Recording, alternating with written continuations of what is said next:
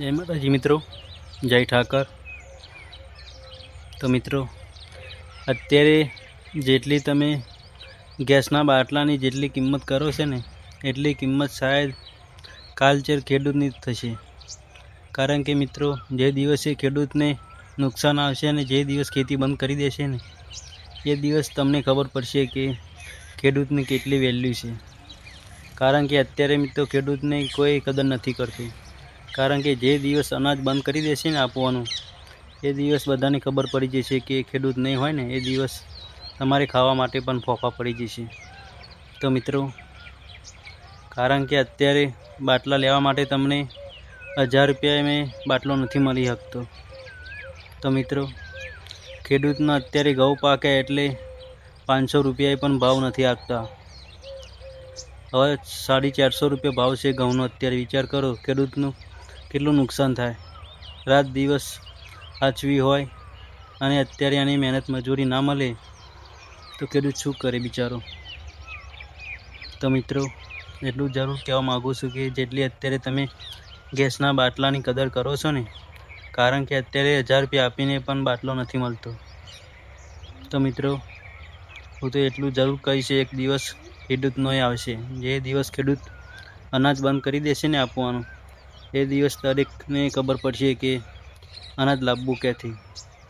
તો મિત્રો, ખેડૂતની થોડી ઘણી કદર કરો, કારણ કે તમને અન્ન પકવીને આપે છે, અન્ન તમને ખવડાવે છે। જેટલી વેલ્યુ બીજાની કરો છો એટલી વેલ્યુ કદાચ ખેડૂતની કરો મિત્રો। કારણ કે એવું ના બને કે ખેડૂત શાયદ અનાજ આપવાનું જ બંધ કરી દે।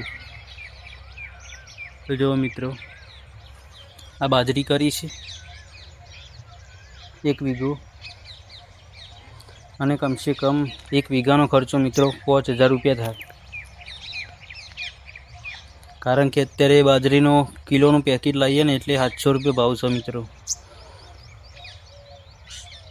અને ખાતરનો ખર્ચો, ટ્રેક્ટરનો ખર્ચો, એ બધું અલગ, પાણીનો બધું થઈને ગણવા જઈએ મિત્રો, તો અત્યારે ખેડૂતને ઘણું બધું નુકસાન જ છે। જોઈ શકો છો 1 વીઘામાં કેટલો ખર્ચો છે મિત્રો।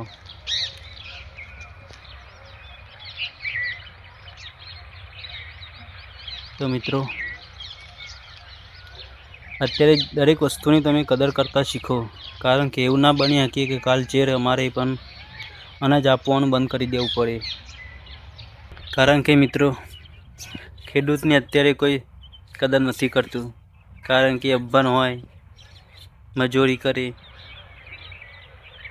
એટલે ખેડૂતને અત્યારે કોઈ કદર નથી કરતું મિત્રો। કારણ કે સિટીવાળા એ ઘણા એમ કહે છે કે અભણ લોકો હોય એ જ ખેતી કરે। તો મિત્રો, એવું ના હોય, અભણ જ ખેતી કરી શકે।